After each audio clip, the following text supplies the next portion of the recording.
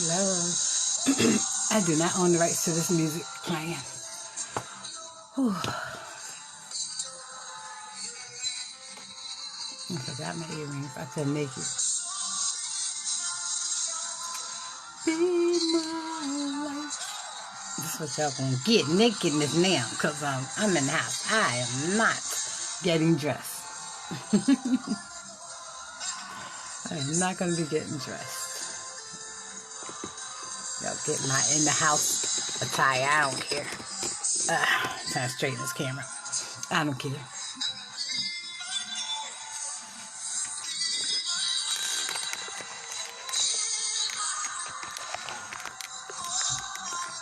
This phone.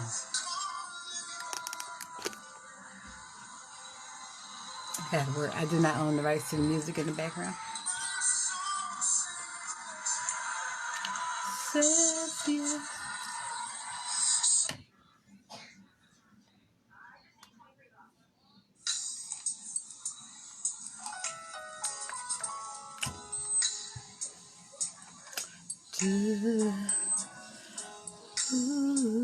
This turned out to be my favorite wig, y'all.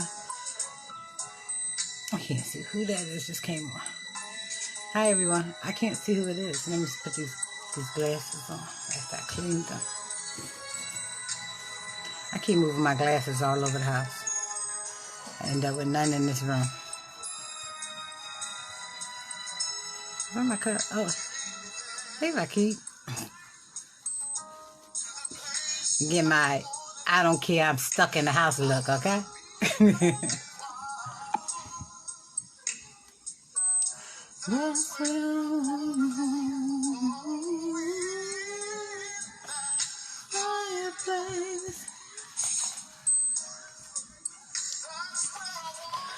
Wait for some people to come on, Rocky.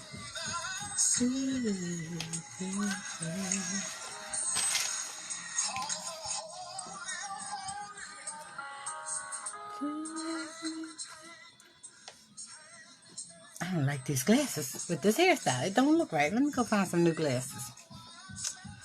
Let me see if some in here.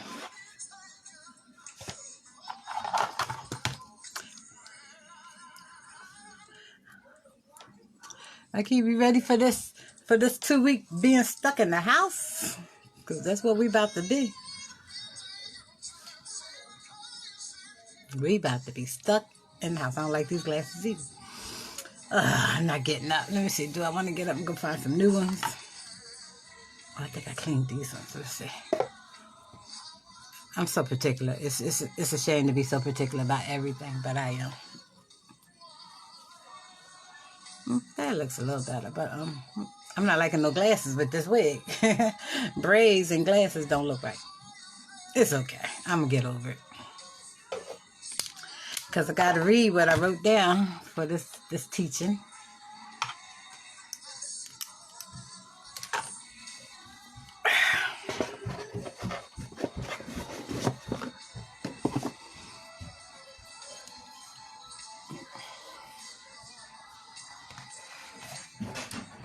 You see all them deaths in Italy, Rocky?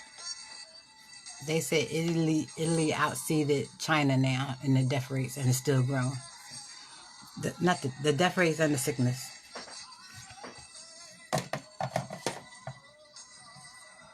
We got chemical warfare going on. That's what we got. Nobody said. Chemical warfare. These evil, wicked people.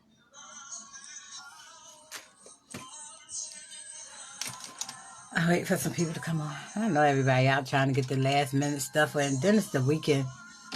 They showed the picture on Instagram yesterday. Somebody done pulled the pool table out their house. They say they can't go to the bar and the club. They done pulled the pool table out on the curb. They talking about only in North Philly. North Philly be off the hook. I'm from North Philly, but I wasn't those participants though.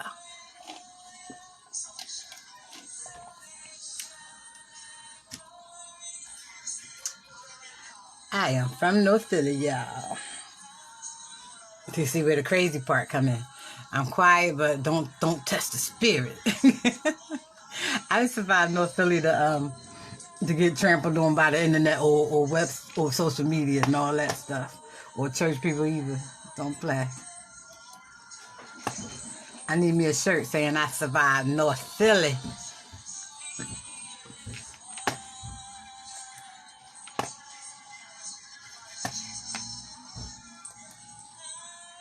Okay, I got 3 people on the line. Let's get a couple more people, then I'm gonna start this teaching. I want to teach.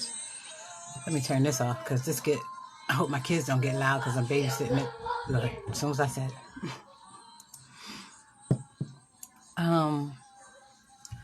I got this word yesterday, but I was so busy making those masks because my girlfriend needed masks. Her son got chronic asthma. My grandson got chronic asthma. My daughter's got asthma.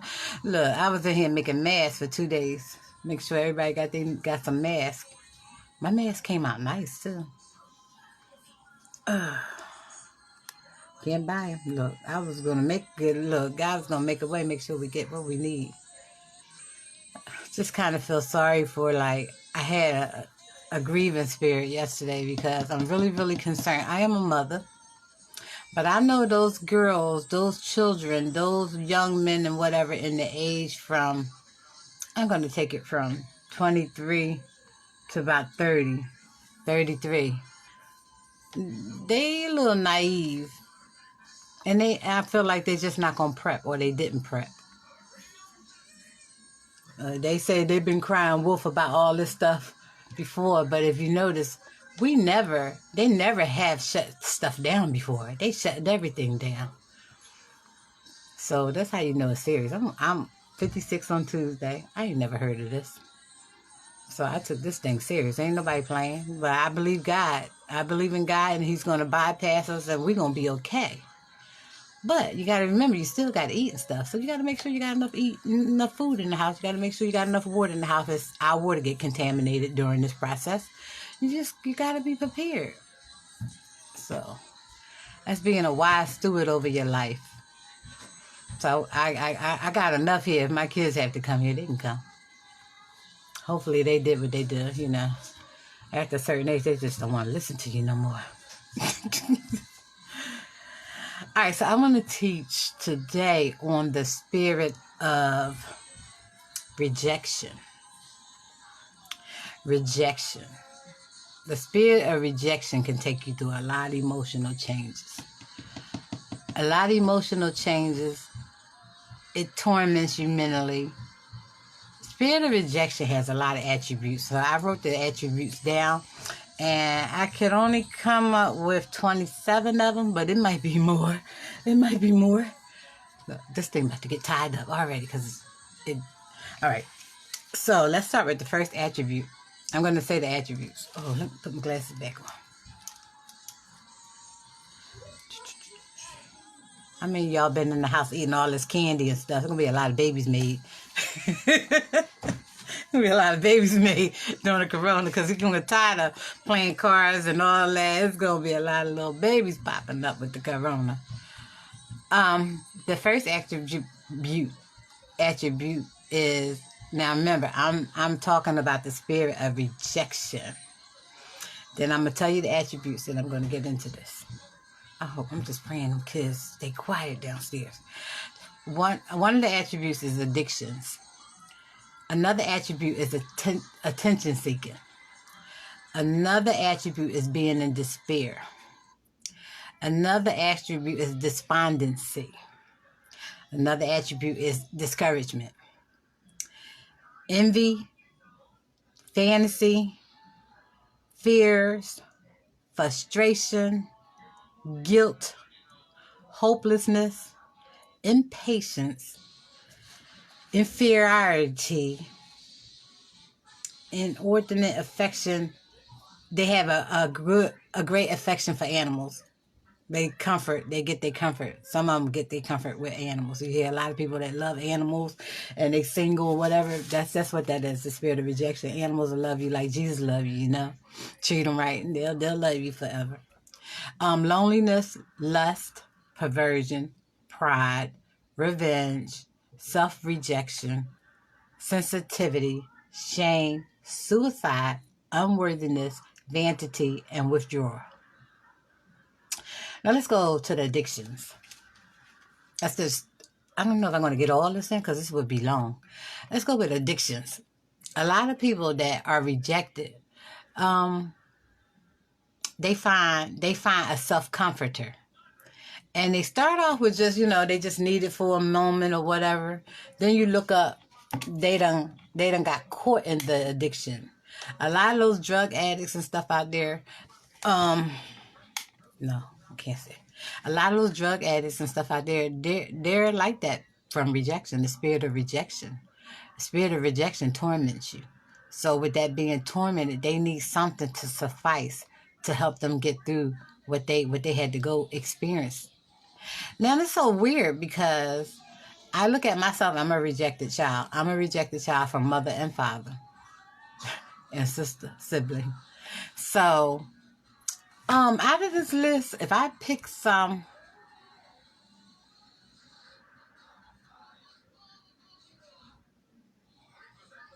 I get frustrated. Frustration is part of mine. I can be impatient, depending on what it is. I like being alone, loneliness. I like being alone, though. So with me, I've been praying, because I feel like God is going to eventually send that husband in this season. But I've been praying that I'm not so used to being alone that I'll be able to receive him. Because I've been alone a long time now. And before that, it took me about 5 or 6 years to get out of a relationship. I sit still for a long time. So it took me a long time to get into another relationship. So I could sit still from being lonely. Hey, Charles.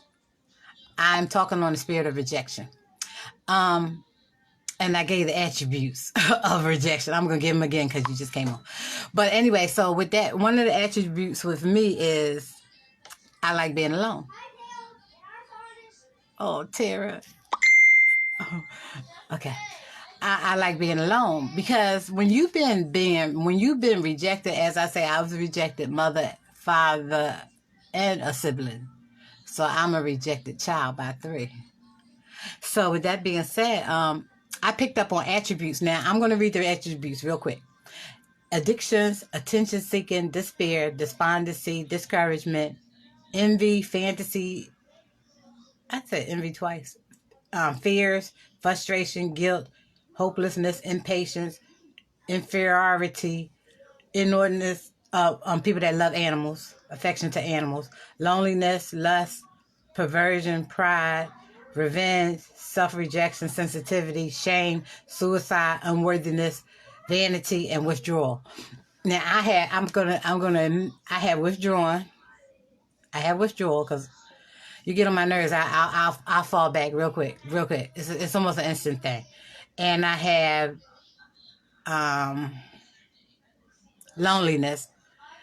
It take a lot for me to open up. I like being alone. Cause I feel it's somewhat of a defense for me.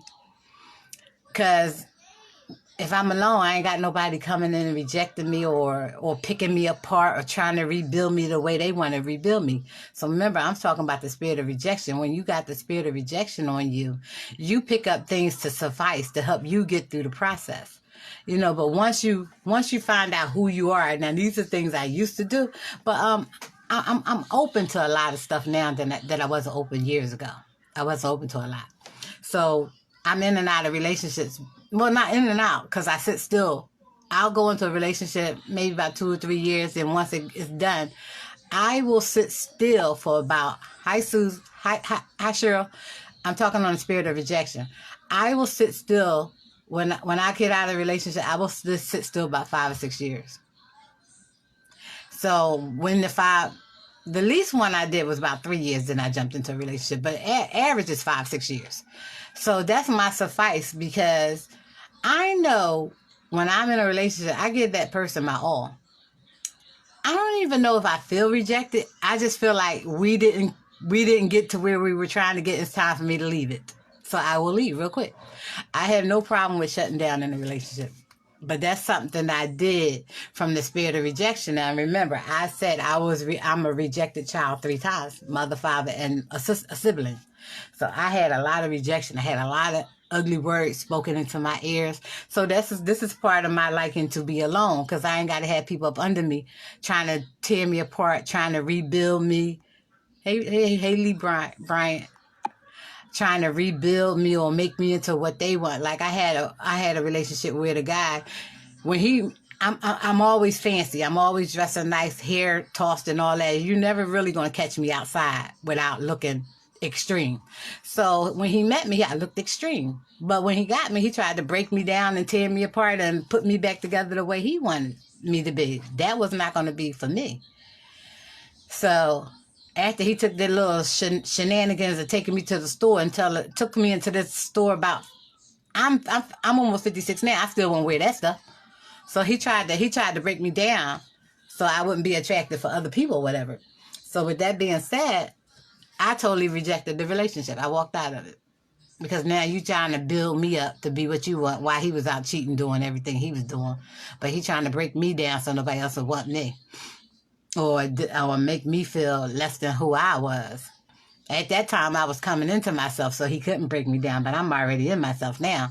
So I know who I am. I know I'm a good person. I know the rejection was just a tool of Satan to keep me hindered, to keep me blocked. That's all rejection is. Rejection is you got something in you that Satan want to tear you down. That he don't want you to find who you are. And if I'd have followed the rejection spirit, I would have never got to this place. Because that's how bad the rejection spirit is. Now, as I said, I was one. I'm impatient. I don't have time for foolishness because I done been through enough. So that's one of the attributes of being rejected. I picked up impatience. I ain't got time for people. The loneliness was me. I don't walk in pride. It says sensitivity. I'm a little sensitive. Not a lot. It depends on who it is. Now, if I done got some attachment to you and you mean something to me and you doing something to me, now that sensitivity can kick in. But otherwise, if you don't mean nothing to me, that sensitivity won't kick in. And another one was, I got to go through these attributes again because y'all just coming on. Attributes of a spirit of rejection person is addictions, attention seeking, despair, despondency, discouragement, envy, fantasy, fears, frustration, guilt, hopelessness, impatience, inferiority, affectionate to animals. I don't love animals. I love cats though. So I'm a cat girl. So I can believe that because that cat, I know my cats, they love me. And I had one that he was a talking cat. He used to call me mom. But anyway, let's get back. And then another one is lust. Lust is one of the strongest attributes of the spirit of rejection. Because people trying to find that love, and a person with the spirit of rejection does not really know how to love. Because they wasn't given that. They was given rejection. The bitter, hi Maria, the bitter vinegar. They wasn't given love, so they don't know how to love. So they deal with the rejection part.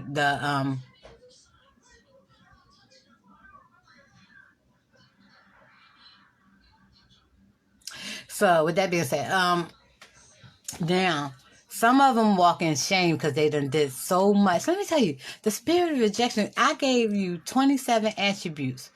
Now, I already found that I walk in about 4 of these 27. I might, no, because they got one on here, but they call the lust spirit. I didn't have a lust spirit, but I'm not like that no more, so don't even come at me like that. But I hid behind sex. That was my major set. Look. That was hot. Like, addictions, that was an addiction for me. And some people, their addiction is alcohol, drugs, food. Like I have an aunt. I know she deals with rejection. She got a controlling spirit, though. So whereas you couldn't control your younger life, you demand You demand control over your elder life. So she's very controlling. And that's part of the rejection spirit, because she's the youngest of 9, but she's like the very youngest. Like she got like 20 years in between her and her siblings when she came. When she came along. So nobody received her she was the sister. She was like the baby. Oh, you just the baby and you my baby. She was everybody's baby, but no, she didn't have no voice. So now she's in a prestigious job where she's like close to the CEO. So she demands it. When we go to Thanksgiving or whatever, you see that spirit of demand come right on, authority come right on out of her. She demands her atmosphere. She demands, but she is a boss. So with that being said, that's one of the addictions that she picked up, to be demanding. And she demands her atmosphere. She don't care. You come to her house, you take your shoes off, go in this room, don't go in my refrigerator. It's a lot to her. It's a lot to her. Sweetheart, love her to death. Love her to death. But you can see where the rejection spirit really did a job to her. Because not only that, they have to be authoritative. So a lot of people, when they're successful and they have been rejected, they go for the highest job. They go for the highest position. And they're going to do well in it. It's like a yes ma'am thing, so they can reach to the top, because they need to be the top. Because like with her, she had 12 siblings. She's like the 13th. So she didn't get the attention she needed. By the time she came along, grandma was wore out. So she didn't get the attention that she needed. So she demands it now. I have another uncle. He's the same way. He's demanding. Because he got caught in the middle child syndrome. Of all those children, he was right in the middle, so he was always the one got pushed to the side. Boy move. When the TV got turned on, he could never watch what he wanted, because everybody else, the older kids, had the TV. So he deals with the rejection spirit really a whole lot. And with him, he can't perceive to be with an older woman, a woman his age. He has to deal with someone younger, so he can control. He has the controlling spirit. He has to control his environment too. Now they siblings, and they both got that controlling spirit. They both have it. But that's what comes with rejection. Rejection takes us through a lot. Now, like I said, those people, like one of my relationships I was in, all of them was rejected by their dad, because mom was a witch.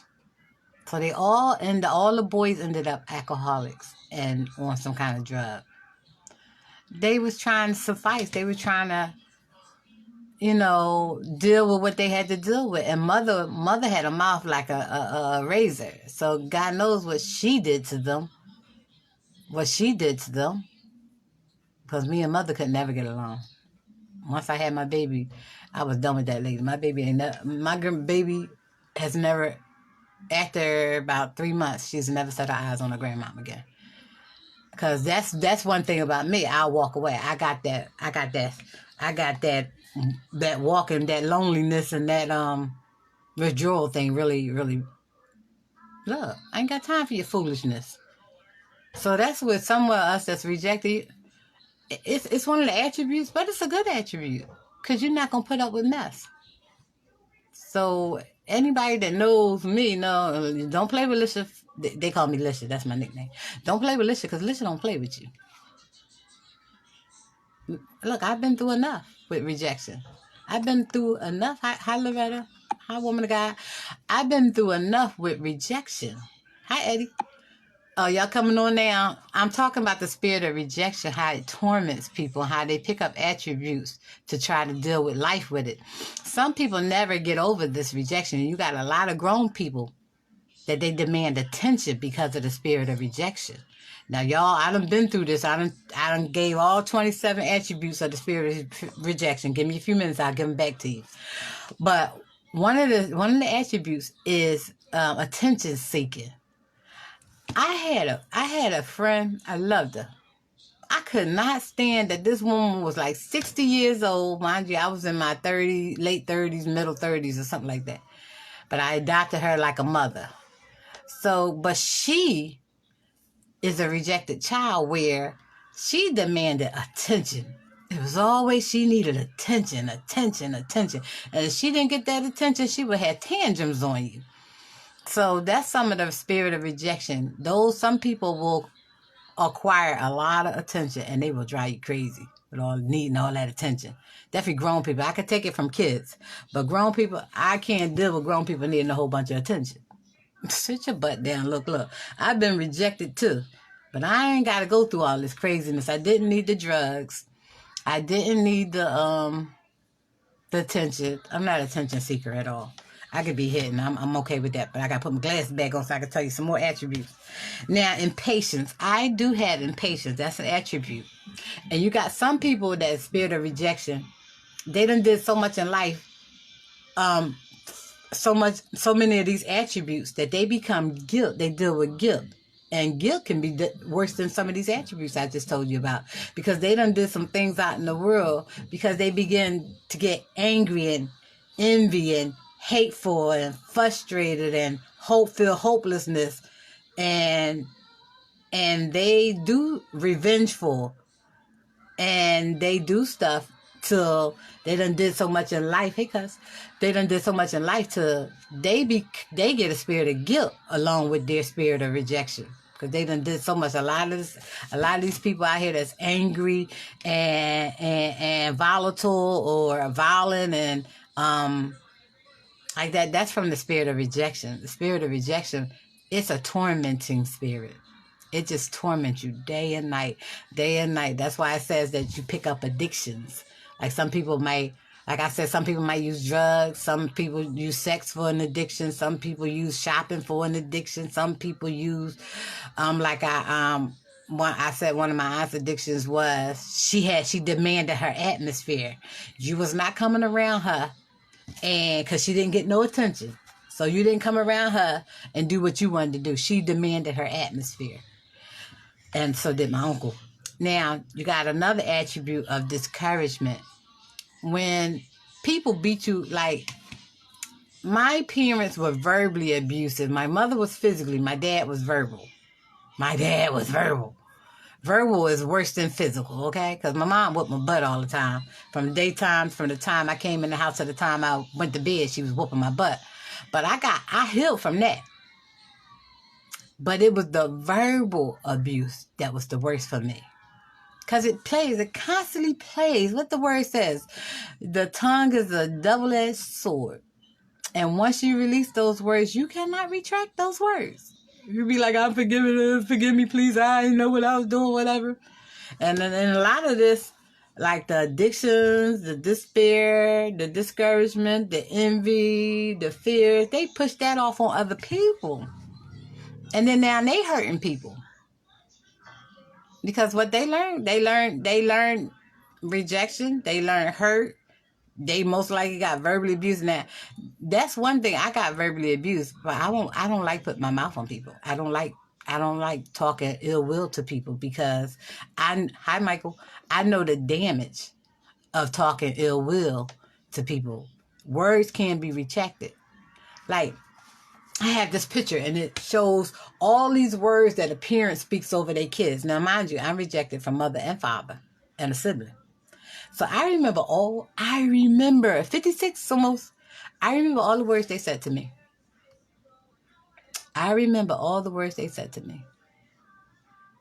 You can't retract that.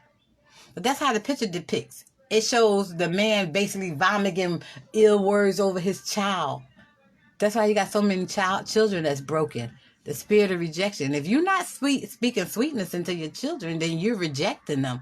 So now they're going to have to deal with the spirit of rejection, which come with all these attributes. Not only that, they become low. They become so low that they feel shameful, like they regret the day that they were born. They regret, like I remember one time my dad, he asked me for, was it $5 or $20? Something. I was in college. I had a baby. I was working. I had to pay the babysitter. So I came over to my aunt's house one day. He pinned me in the kitchen. Give me 20. I think it was $20. Give me $20. And I'm like, Dad, I don't have no $20. He was like, yeah, you successful and you this and you that. If it wasn't for me, you wouldn't have none of that. And I was like, first thing I did, mind you, this is bringing me back to when they verbally abused me. So the first thing I did was like, why you didn't flush me down the toilet? Could have did me a favor. And he's never, it took him decades to say something to me again. Because he wasn't expecting that. Because I'm one that I cry a lot about being born. Because I suffered so much. I suffered a lot. So I hate that I had to come into this world. I had the suicidal spirit, the spirit of rejection. You can get the suicidal spirit. Suicide was number 24 attribution. Suicide. And I had that many a times. The devil tried to get me to take myself out. A couple times I almost did it. So this spirit of rejection does a lot of tormenting. Not only does it torment those like you can get over whooping, you can get over someone walking away, but the most one that it's hard for me to deal with is the words that were spoken over me. How my parents hated me and I didn't do nothing. I was just a kid. I was born to you. I didn't ask to come into this world. So when he said what he said, I was like, well, why you just didn't flush me? It just came out so fluently. And now I wasn't one to talk nasty to my dad. It's just the way that was my response to what he said. Mind you, I'm probably at that time I probably was like 27, 28. So I'm already grown on my own. But yeah, you trying to take money out of my pocket that I got to take care of my daughter, pay my bills. And he got high at that time. So I wasn't giving him no $20 to go get high. That's less money I could buy my daughter's Pampers or pay my babysitter. So it wasn't happening. But he was always asking me for money. Mind you, this is the man that didn't take care of me, didn't want no parts of me, but he always wanted money out of me. So with that, so it says that we can be impatient, sensitive. I'm sensitive to some things, but like I said, I'm only sensitive to those that I care about. If I don't care about a person, I can shut that door and never have to open it again. So I did pick up quite a bit of these attributes. Now, so far I see that I picked up 5 out of the 27. I'm a withdrawal. One of them was withdrawal. One of them was suicide, so that's 2. One was lust, that's 3. One was loneliness, that's 4. One was impatient. Right, cuz, Eddie. One was, so that was 5.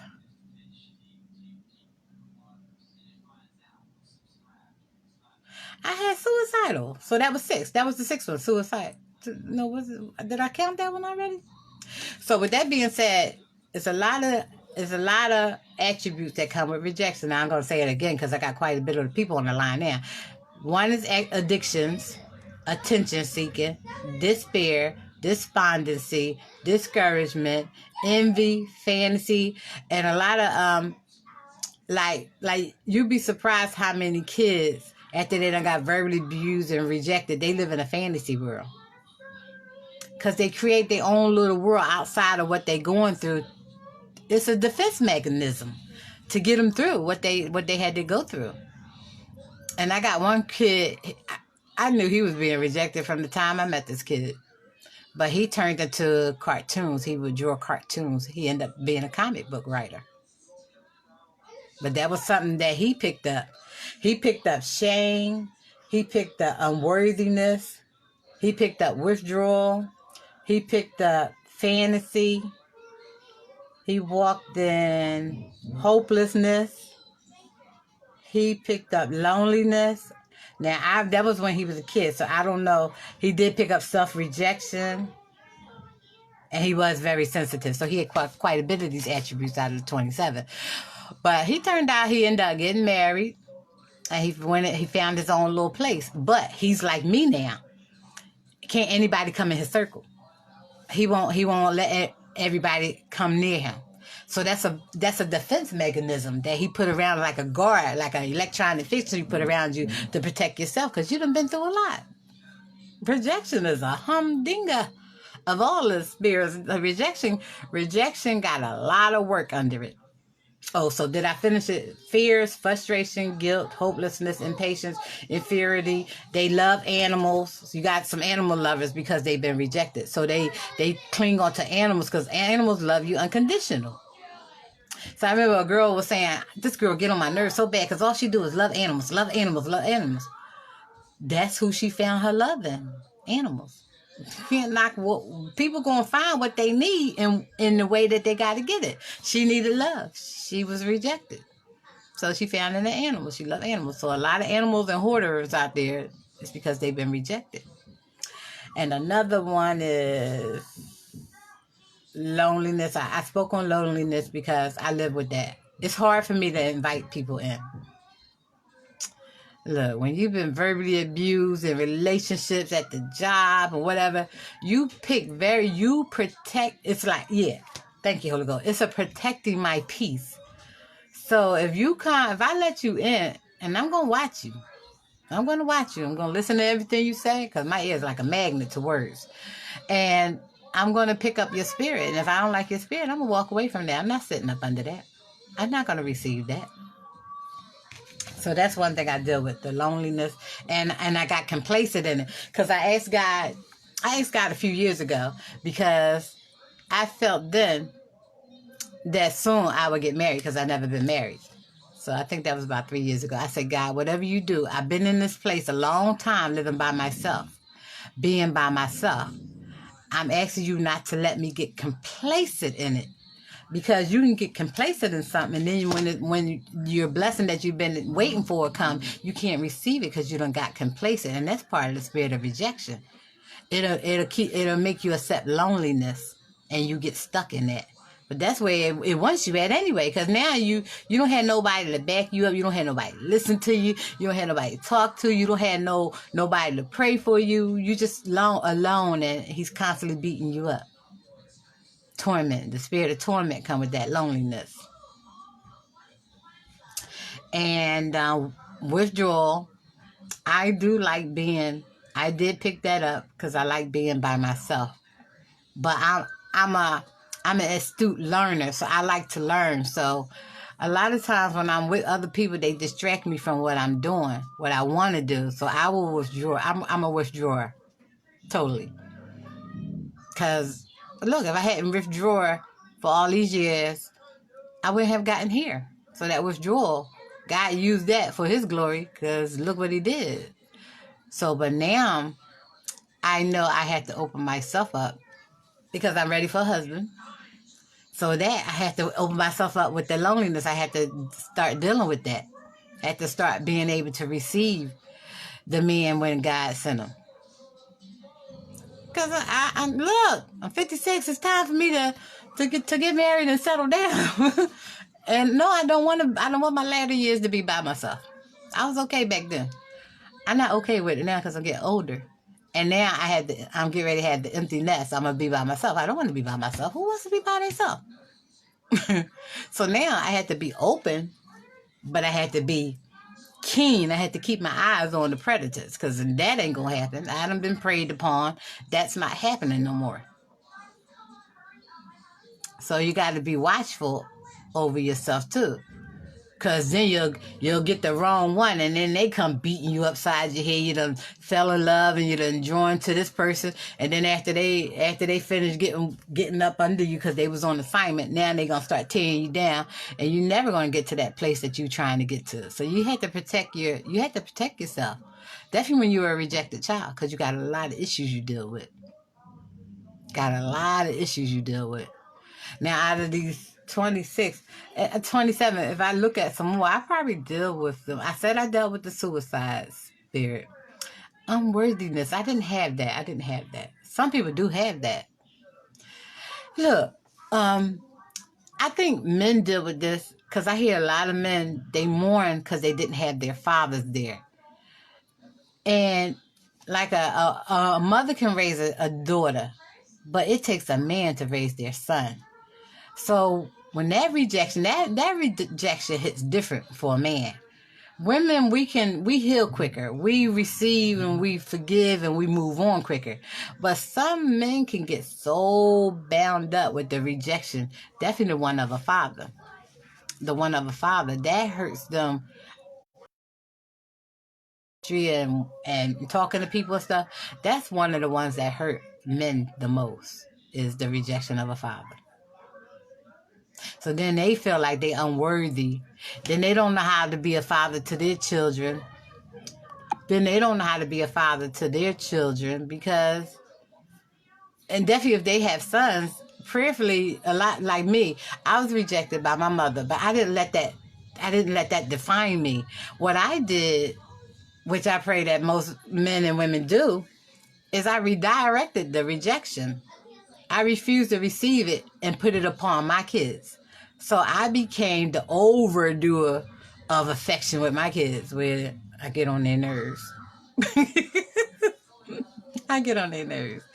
After a certain age, they want you out their business, but I ain't about that. Like, I'm going to watch you. For one, I got to call on my life. I got to answer to God for everything about me, and that's my lineage, too. So if they out there cutting up, I got to pray over that. So that's why I rediverted my rejection, as far as my parents rejected me, and I became overbearing. I can say I did. I can admit it. I can admit it. I became overbearing.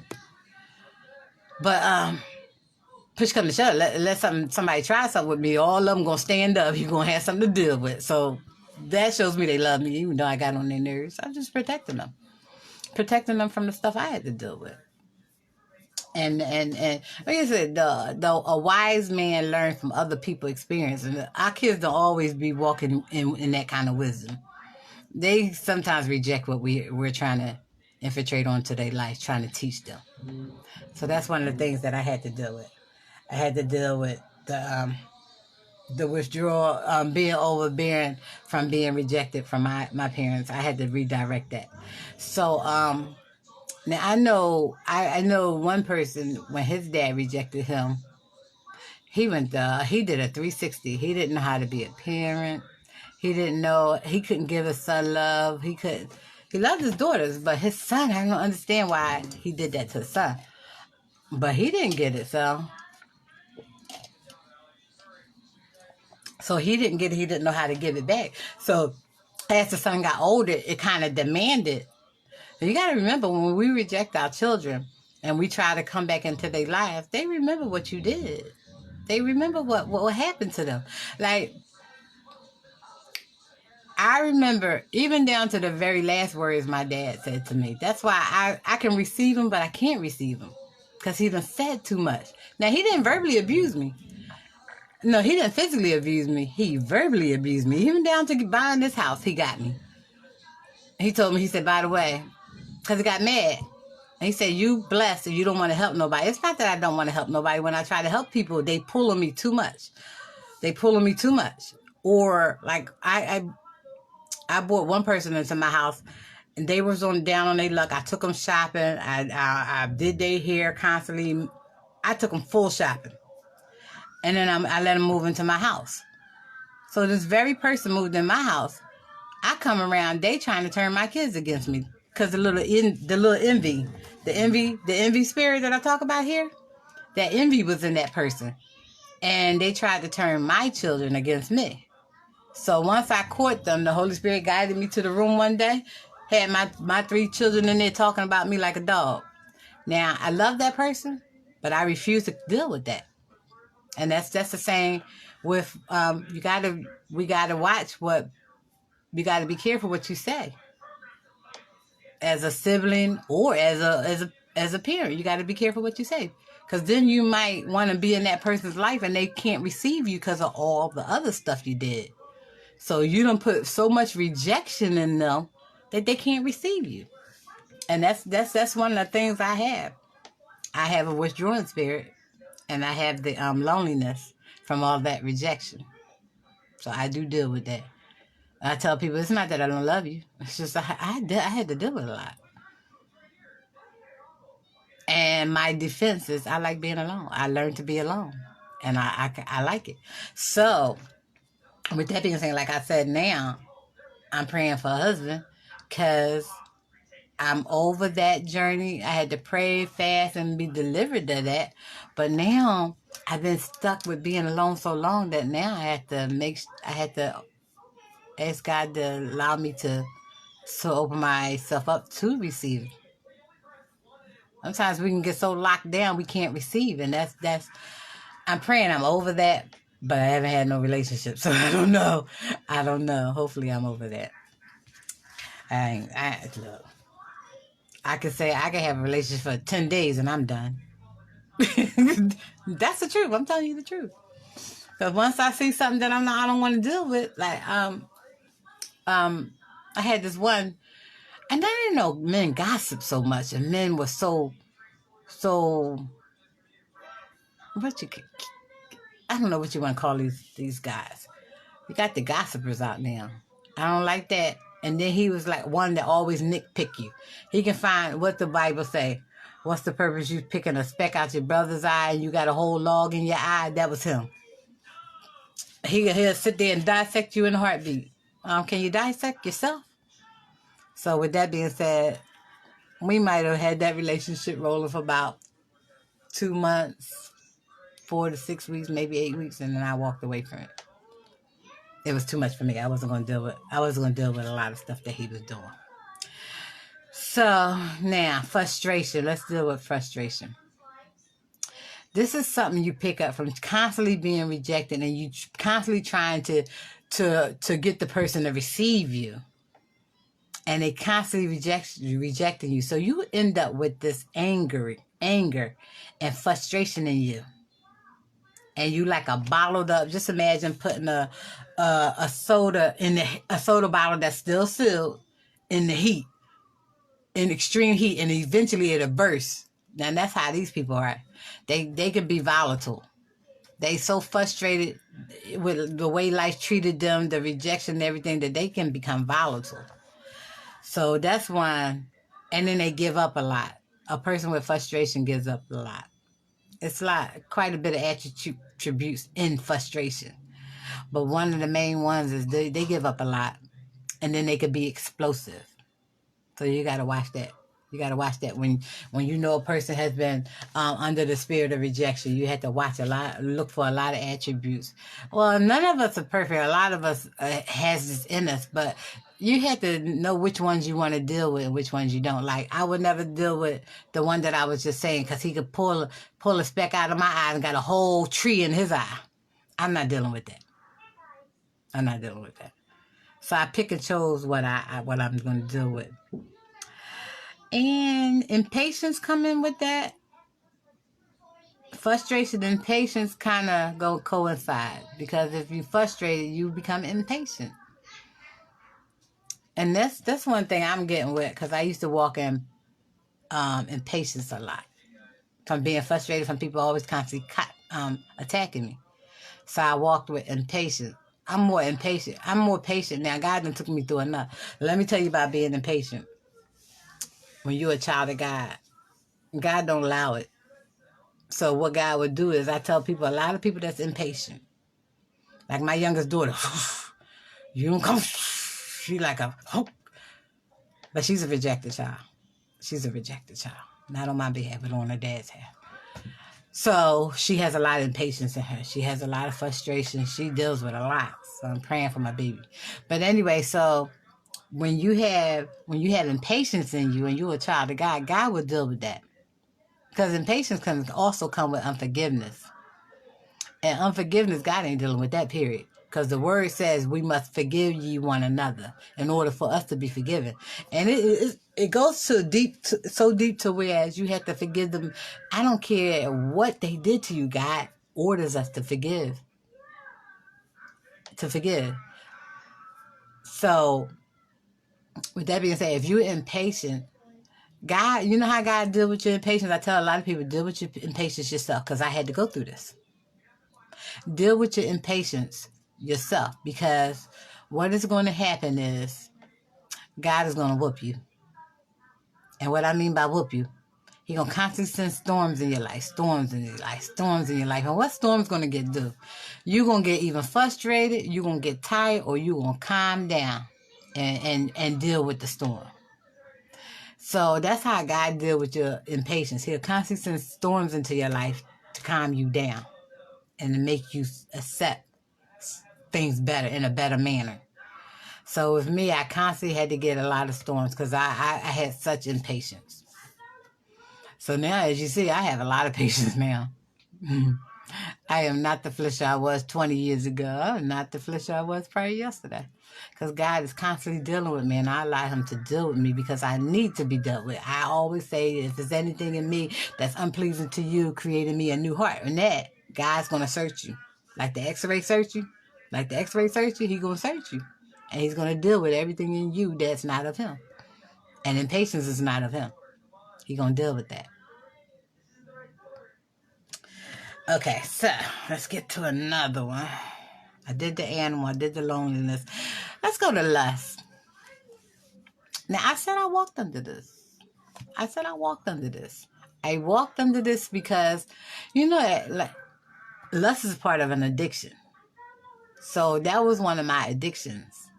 It was, I hid behind that as a mask to get me through all the pain I was going through. Some people chose alcohol. Some people chose clothing. Some people, mine was lust. Now, I'm going to be honest. My last lustful state, I had no attraction to the guy. I had no nothing. I just wanted my needs met. And I kept him around for about 4 years. I might call him over. Once every 6 months.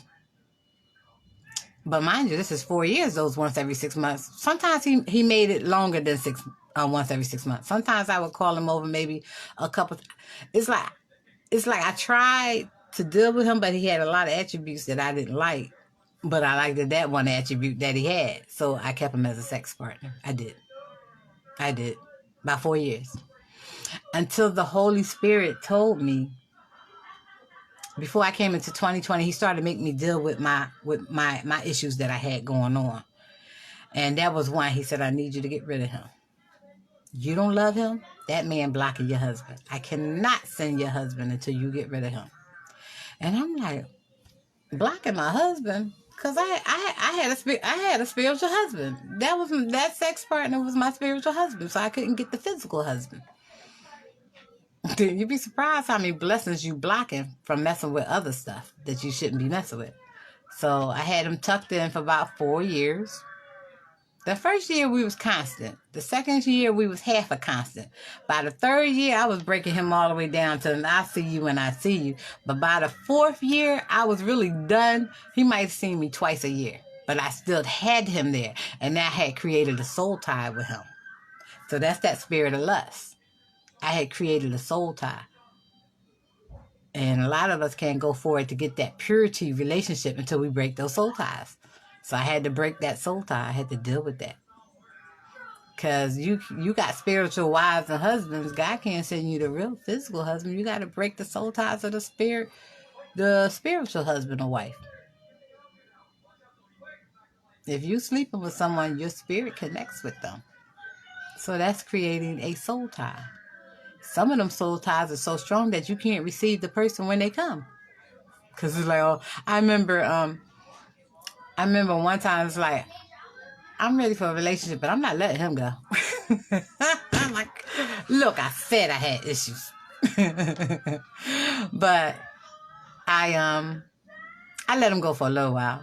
But I couldn't get content with what I had going on the other relationship when I let him go. So I broke that off and went back to him because I was attached to him. Soul tie. So that was the spirit of lust working right there. A lot of people with rejection hide behind sex as a healing mechanism. And all you're doing is you gravitating towards soul ties because a lot of people are constantly having sex with different people, and they connecting to those different people and gathering a whole lot of soul ties. Sexual diseases, sexual soul ties. Because everybody you sleep with, you connect spiritually with in your spirit realm.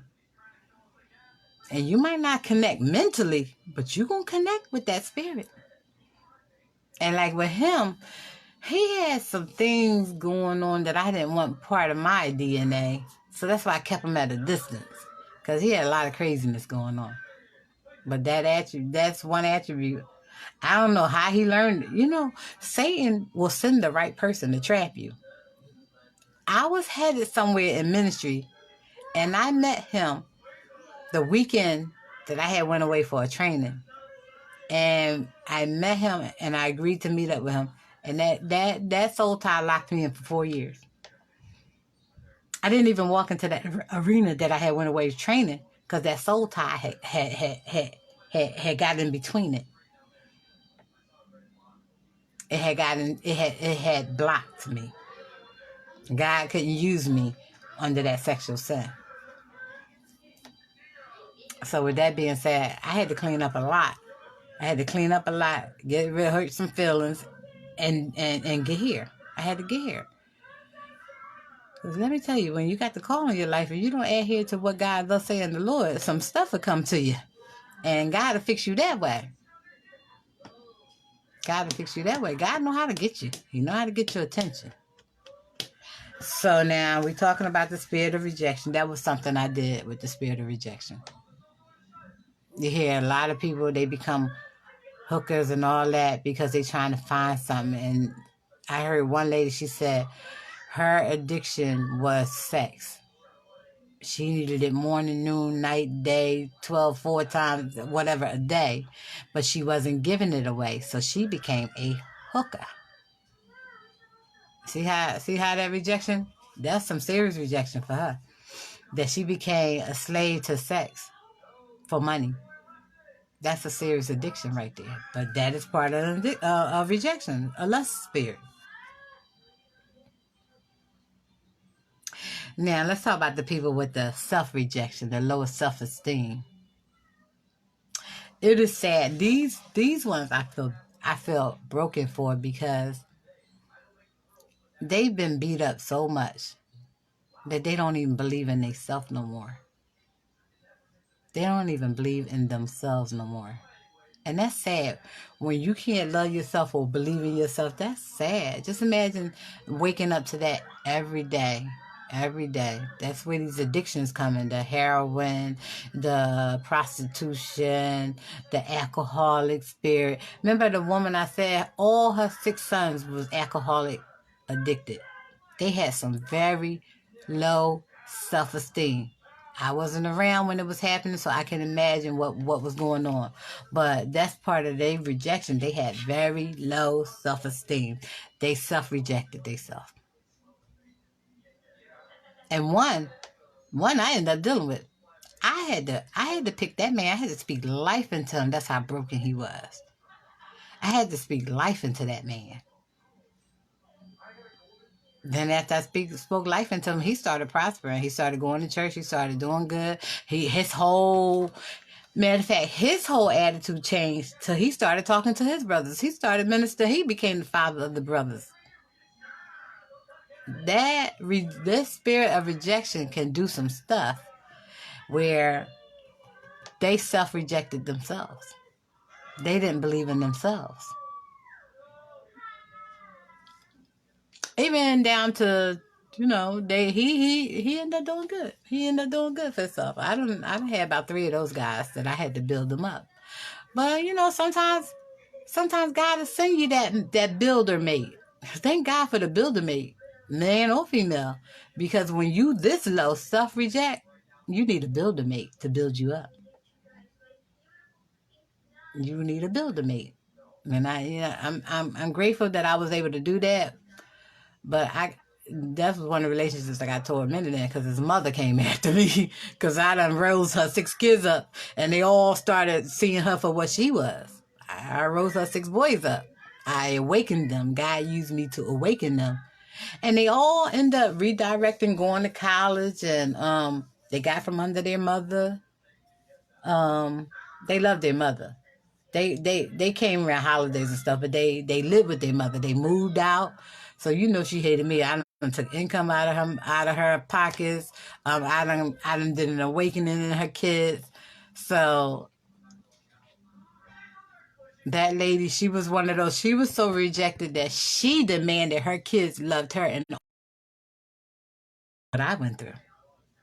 She demanded that. The attention seeker that I spoke about, that's one of the attributes of them. They demand stuff. And that's what she demanded. She demanded her family was her family. She didn't want none of her kids to get married. Hey, Ebony. Oh, you're going to have to watch this over, Ebony, because I'm getting ready to get off soon.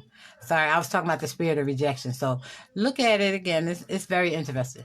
So with that being said, she demanded that all her kids loved her. She had one daughter. The daughter got the most rejection because she didn't care about the daughter. She cared about them 6 sons. So them 6 sons was like her husbands. They couldn't get married. They couldn't go off and live a life because she was always intervening with their relationship. And she told me, she said, them my sons. They only to love me. That's my family. I built them to love me. She created her own love. And she put all that spirit of rejection on them. So they couldn't even love themselves. They didn't know who they was. They had all kinds of addictions. They were very heavy alcoholics. They were young alcoholics. They were, when I met him, he was about 33, pure alcoholic. He was one of the middle ones. Then there was another one. He was about 36, pure alcoholic. Then we go up the ladder. The other one was about 37. They would come close to stair step. The other one was about 37. Then it was a 40-year-old one. And then there was a 42-year-old one. All of them pure alcoholics. Pure alcoholics. From the stuff that she got rejected from her parents. She was a little wicked one. But then she put that rejection on her kids. So where she demanded, she wouldn't even let them live a life. She made them, she would reject everybody that they brought around. They couldn't have a relationship. They didn't have no kids at these ages. He didn't have his kid till he was 34. When I came along, I got pregnant. And all of them had late babies because she kept them in the house, hovered up under her. Even till when they was grown, she mentally tormented them, verbally spoke things to them where they didn't even want to go outside. They didn't want to be part of. I don't know what she said, but they were in their 30s, but they were houseboys. They stayed in the house.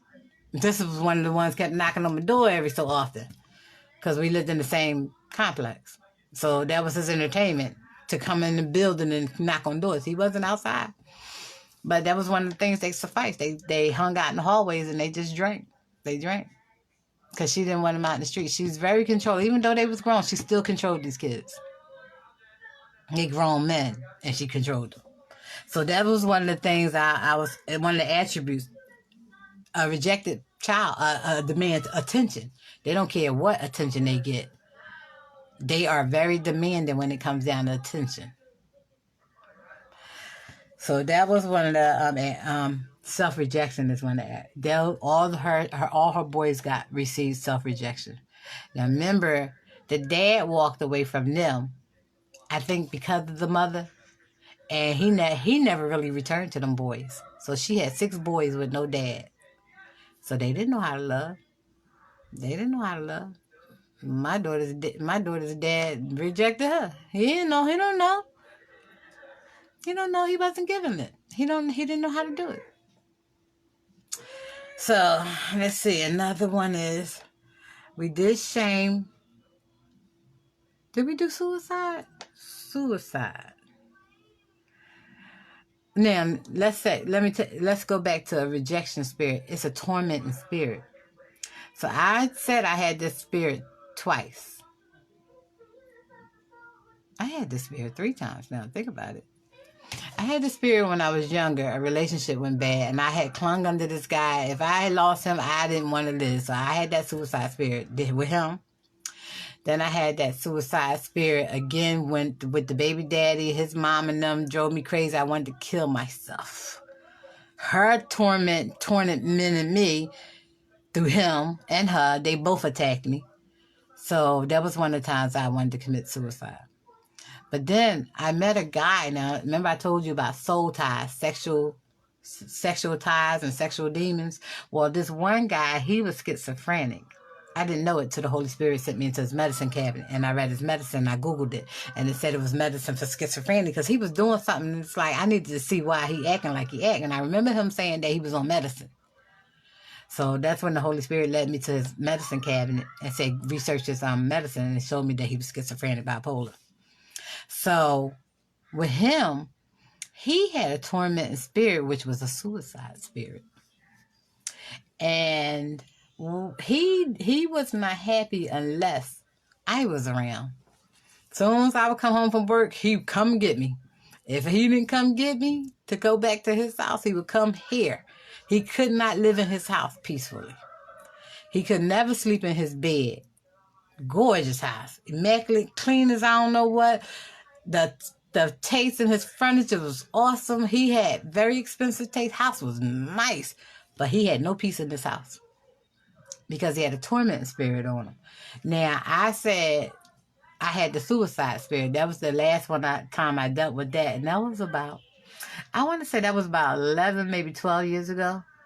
And me laying in the bed with him, we wasn't sexually attached, but me laying in the bed with him all the time, watching movies and stuff. That's what we did. We watched movies, we cuddled, or we sat in front of his fireplace and watched, listen to music or something. That's what we did. But in the laying and the cuddle, remember, spirits attach, and they can go from one body to another body. So what happened was, I knew he had a suicide spirit because I used to talk him down all the time. I used to have to talk him down all the time. But I felt some attachment to him because it was like what he went through in his life, I just felt like he needed the good heart that I had, the good spirit that I could put on him like I had did the other three guys. But I couldn't do it with him because he was violent with his stuff. So once I experienced a violent behavior, I walked away and never turned back. So with him, the laying up, his suicide spirit attached to me. And I was smoking at that time. I went from smoking a couple cigarettes a day to smoking a half a pack a day to 3/4 of a pack. It just kept increasing. That's how bad I was deteriorating because that spirit had attached to me and it was tormenting me. And that was one of the things I used to suffice the torment. I smoked. So this one time I had got the pills together, I had them all around me on the windowsill, looking out the window, just smoking my cigarette. I smoked about 3 cigarettes. I had these pills. I was ready to do it. And that's when I had the Holy Spirit had calmed me down and made me think about my kids. So mind you, I got away that day. But I unwind and I got released that day. But it was still around. Because with spirits, you had to get someone to deliver you from them. Otherwise, they linger. They go dormant. They hide. And then they creep back up on you. So did I go to church or how did I find this out? Oh, God. Somebody had contacted me and they say, you got a suicidal spirit on you. And it's not your spirit. Suicide is not your portion. That is not for you. That's an attachment that you got from laying up under somebody. He said that last relationship you was in, that's where the suicide. Mind you, I wasn't with him no more. But the spirit was still attached to me. I think about 5-6 months later, this is when I found this out. He said that suicide, remember, that person that you last was laying with, he had a suicidal spirit. That spirit attached to you. Now you walking in the suicidal spirit. He said, but God sent me to release you from that spirit. I'm like, oh my God, this being, he wasn't telling no lie. That man was suicidal. And now that spirit attached to me. So he had to pray over me and pray for deliverance for me in that area. And that's the only way I got released from that spirit. It has never returned. It has never returned. So that's been about 11, 13, 11. I'm trying to think about 11, 13 years ago. But that spirit has never returned. That wasn't my spirit. So that's another attribute of the rejection spirit. Is suicide. I didn't have it from my rejection, but I got it from his rejection. I'm surprised it took so long for me to get that because I'm one for the broken person. I am one. It's part of my ministry. But I wasn't walking in ministry then. I just had it in my heart to be a help of broken people. I didn't know. I didn't know. Yes, cuz Ebony. Yes. But I didn't know that I had all this in me. See how Satan worked? He's trying to kill me because he didn't want this to manifest. You're right, Ebony. He didn't want this to manifest. He knew, Satan knows what we got in us. He knows the call in our life even when we don't. He knows how great you're going to be for God when you don't know. So I was being set up. How did I meet that guy? Oh, I met him on Christian Mingle. I left them dating sites alone after that. I had to leave them dating sites alone. Some crazy people out there. And that's an easy way to find them. For them to find you out there in that. So now let me go back over the we did withdrawal, how we becoming one, and I said I have that. Yeah, we did that. Now vanity. It's amazing that one is part of rejection because people that's vain are crazy as I don't know what to make. You think you so high, but this is something that they mask. They wear designer clothes. They wear the best of the what. They go get educated. They very articulate, some of them, and they use that. That's a mask, walking in vanity. God don't like that. God don't like that because you ain't no better than nobody else. So with that being said, these people are they just some wounded, broken people. They really wounded and broken, and these are the people that can break other people, the people that walk in vanity. Because yeah, that's true. Cause people that walk in vanity, they can break other people because they think they so infinitely higher than other people, and some of them are in very prestigious positions, and they bring that vanity over. And people of vanity speak evil, speak brokenness to other people. Yeah, you this, yeah, you this, you that. Yeah, but I've been here, this and that. They ain't never happy for nobody. Vanity people. And vanity people are also competitive. Look, I done had so many vanity people up under me. I got tired. I'm not a competitive person. I'm happy to see us all win. So they get on my nerves because they're competitive, as I don't know what vanity people. They're going to try to outdress you. Don't you come in with Gucci tomorrow because they're going to have Versace the next day. They keep trying to go higher than you. That's vanity. And then all they talk about is they self. They so in love with themselves. I got this. I got that. I worked for this degree. You don't know, can't nobody get. Like I had a man across the street. Good example. Yeah, I'm sure we all do, Ebony. A man across the street. When I moved here, because I moved here young. I bought this house at 36, 34, something like that. So he thought I was a renter. He said, how long you going to rent that place? I said, rent. I'm like, rent. See, vanity right there. I said, I don't rent this place. He said, what do you mean you don't rent that place? So he goes, how much you pay for that? So I told him, he said, oh, you did buy it. Because I don't know if you know, when you rent something, when you buy a house, they got this odd code on the price. It's like, well, I don't know if they're still doing that, but back then they had odd prices. Like, say for instance, the house was $36,000. It would say $36,900. $48,000. It would say $48,900. I don't know why they do that, but that's how he knew I paid for it, because I said a certain quote, and he said, "Oh, you do own that house." So then every time he would come out, now I got the vain spirit coming after me. Well, of all these people around here, I got the most money. How you know that? How do you know that? I hated his conversations. Mind you, my deck is facing his deck, so I get these kind of conversations all the time. Ain't nobody walking around here doing what I'm doing. Ain't nobody walking around here got more money than me and this stuff. Where you get that from? So that's one man I didn't associate with. I don't like that. I don't like being up under that. You ain't no better than nobody. Oh, yeah, I don't even see where he say he had so much money, because I ain't see it. I ain't see it over there. So you got so much money, you need to be living in a better area or something. And go higher, mister, go higher, because when the better money comes to me, I'm going higher. That's how God do it. He take us up. He don't keep us walking in a circle. He take us up. That's how you show God's glory. And then you got to give God his glory. While as you going up, you don't brag. You don't become vain. And you don't become I can't think of it. But anyway, so you got to give God his glory, but it's the way you give God glory. You don't have to be vain. You don't have to be boastful, and you don't have to constantly beat somebody upside the head about your blessings. So that was one of the things I dealt with him, his vainness. My youngest daughter, believe it or not, after I helped build that man, he became vain on me because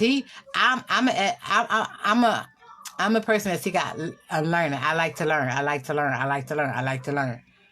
So once he got up under that learning spirit in me, he started going to college all the time. So he started getting this and getting that, and he had surpassed me. But mind you, I got three kids home, so I can't get up and go whenever like you can. So he surpassed me. So then his next competition with me was to come in competition with my anointing. So he started going to school. But let me tell you something. If God didn't call you, he ain't going to open that Bible up for you to understand what he's saying. He could never understand what the word said. He used to always ask me. But I didn't realize that that's what that was. God was blocking him, so I was feeding him. Then he started learning off of me, so then he started thinking he was better. That's that vanity. Vanity will compete with you in any kind of thing. And he became like my arch rival when it came down to ministry. It got so bad, I just got sick of him. And just left him alone. Like I'm tired of you. Even down to religion, I got to compete with you with religion. But mind you, he was in the gutter when I met him. I built him up. God used me to build him up. And then he became vain on me. He had gotten to, like, his education had gotten him into a position. It was crazy how he soared. He really did. But it's okay. God bless him. But let me tell you something. When we walk around, we beat up people about our blessings and stuff. God know how to humble you too, because he's being humbled now. And lost all that stuff. Lost all of it. All of it. So now we got to the vanity part, the withdrawal, the unworthiness, suicide, shame. I did sensitivity. I did the lust. I did the loneliness. I did the animal lover. I did the impatience. And I kind of did inferiority, because that's how they get. They try to get into a position where they try to be more inferior than you are. So I just kind of tapped on that. I did guilt. I did frustration. Envy. Fantasy. I did them all. Despair, attention seeking, addictions. Yeah, so I did them all. But y'all go over this again, because you might be walking up under some of these rejected people. Now you're going to have to pick what you want to deal with. Like certain things I'm just not going to deal with, because we all like, if you have a call in your life and you got a good heart or whatever, Satan going to use rejection to try to discourage you. Because a person with a good heart is a helper. He going to try to use Satan don't want us out here helping nobody. So he's going to try to use the rejection. Is that a form of jealousy? Yeah, it is. Because it is.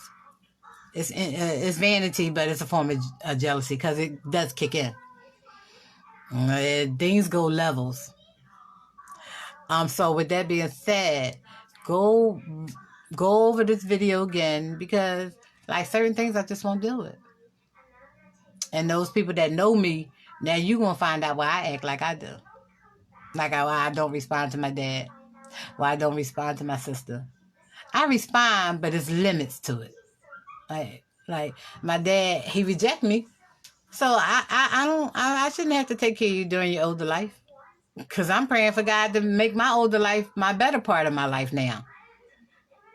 So I'm ready to enjoy life. I'm ready to start traveling after Corona's over and walk in ministry and do some things, enjoy life. So that call that I got for me to come get my dad, that wasn't going to happen, because this is the man that say he's not my dad and tormented me all my life. So no, that was not going to happen. Because I'm already walking in the arena of trying to enjoy my life. Nope, I'm not going to have a person that rejected me and then I got to take care of them. That ain't going to happen. But a lot of people don't understand my relationship. Like when they call me, I'm like, why would they call me? He's always up under my sister. He's never, y'all, people has never really seen me up under him. I receive him, but I've never really spent time with him, under him like that. Periodic years here and there, he would get up under me, but then he would start spitting the poison at me, and then I walk away again.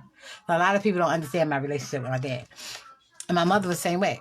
Once she did what she did, I was done with her. Look, I don't care who it is. If you're not for me, you're against me. I pray about it and I'm walking away. That's just how it is. And we got to learn this. Nobody tell you to hold the serpent's hand. The serpent will bite you. Ain't nobody tell you a jealous friend. You see a jealous friend, leave that alone. Because that's a Judas. You don't have to deal with a Judas. Jesus had to deal with the Judas. We ain't got to deal with no Judas. Because it's only one Jesus. It's only one Jesus. The only thing we got to do about Jesus is carry that cross, because we got our own cross to bear, and spread the love that he came and told us to spread. Go get his sheep. I mean, he said we got to have a Judas experience. I refuse to deal with Judases anymore. I dealt with them. It's so crazy because I'm talking about the Judas. I was talking about the Judas earlier to a minister, a pastor, actually apostle. He got a Judas up under.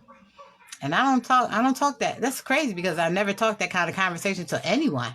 But that Judas pulled on my spirit. He's praying about something, but that Judas is praying against it. See?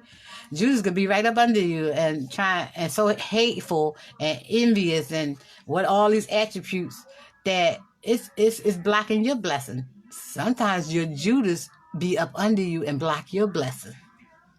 Now, if that rejected person and they doing all this stuff and you feel like it's just not for you, it's not for you. Walk away from it.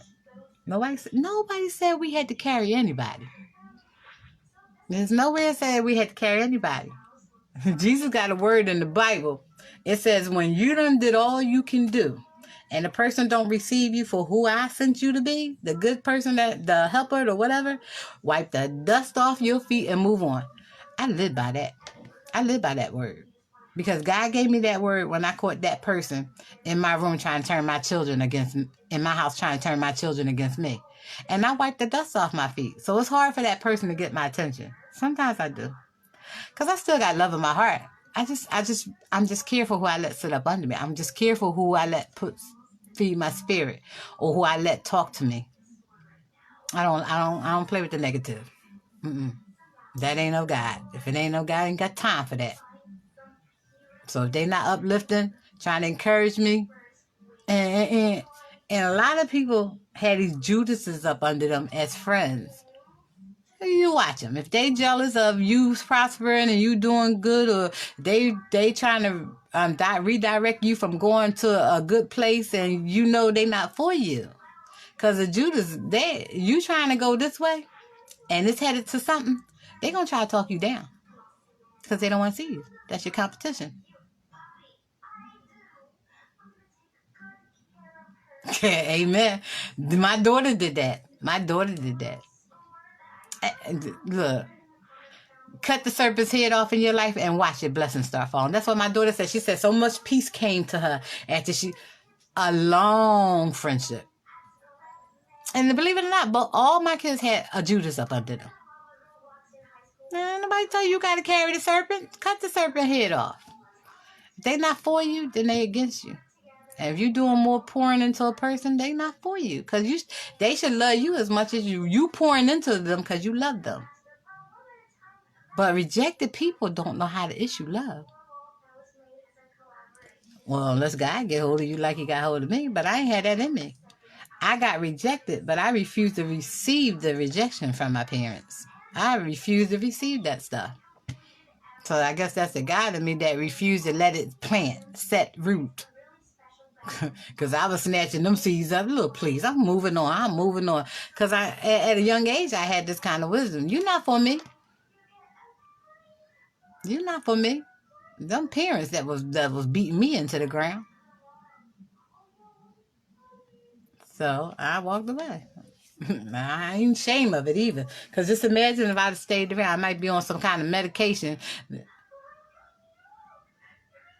Oh, okay, Ebony. Wow, yeah. Khadijah had one of those that she used to fight with. Because she loved that girl. That girl used to start fights and knew Khadijah could fight.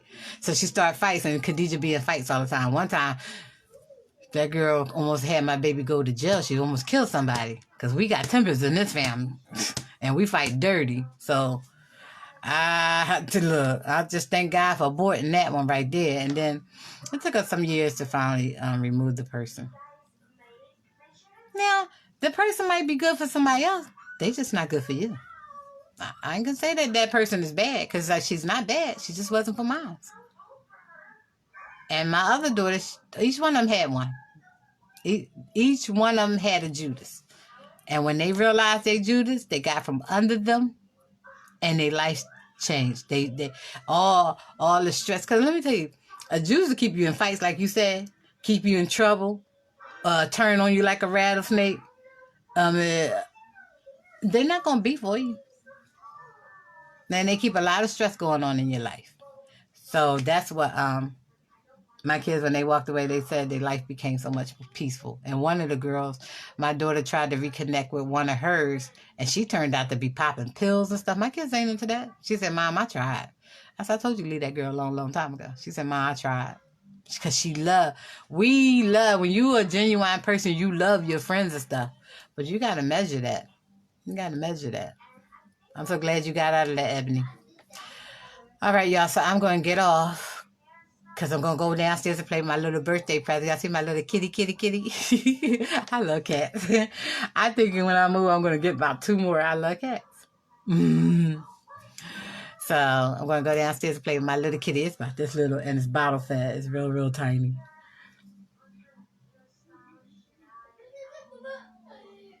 Did you get the credit fix, Ebony? Yeah. One of my daughters, that girl cost my daughter a lot of finances. A lot. Paying her bills, buying her books, and all this stuff. That wasn't her child. Well, if you didn't fix the credit, I can hook you up with somebody that can fix up your credit. She ain't high either. So if you need that credit fix, let me know, Ebony. All right, so I'm going to go, and I'll talk to y'all if I get another word. Look, I'm going to have to tell y'all, okay, cool, cuz, Ebony. I have to tell y'all, I'm going to get ready to shut down. And probably I'm going to use this time of us having to be stuck in the house to start working on my deliverance ministry, because I'm coming forth this summer. I'm coming out of the hiding place. And so I'm going to have to shut down for a little bit to study. So we're going to be down for about 2 weeks. I'll probably shut down for about 2 weeks. Then I'll be back, because I have to learn this. I have to learn, go train. And while I'm training, I already paid for my training today. So actually, I didn't pay for it. It was a birthday present. My daughter paid for it.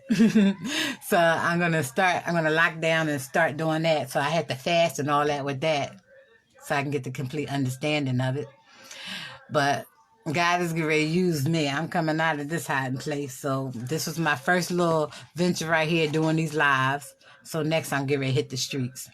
I'm getting ready to do deliverance. So that was one of the things that God had showed me, that he had attached to my life, the mantle of deliverance. So now I have to study this. And I was trying to get to Miami so I can go study with my spiritual father. But look, I can't wait. Because by the time the Corona, you don't know when Corona could be over. They say in 2 weeks. I'm hearing the end of April. Now I'm hearing all the way up to June, July, August. So I can't wait for it to get to Miami. So I'm going to do it online with another apostle.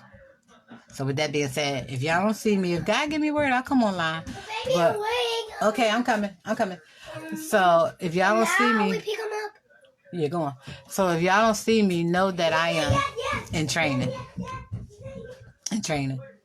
So with that being said, y'all, they said, I put a post that they said that tomorrow is the last day that we're going to be able to get into these markets. because people are not adhering to the quarantine and staying in the house. So they're going to put us on full quarantine. So I'm over this. I'm over this corona. Okay?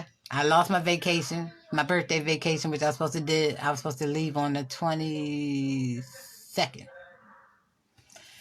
I canceled that because the hotel that I'm going in is going to be shutting down on the 22nd. So get my money back. I was not playing with that. So they gave my money back. So I'm going to try my vacation after the corona. I'm not trying to go nowhere. They said Miami, that Miami beach is full of corona. Those people that went away for gay pride and spring break, a lot of them testing positive for corona. This corona is serious. This corona is chemical warfare. That's what it is. It's chemical warfare.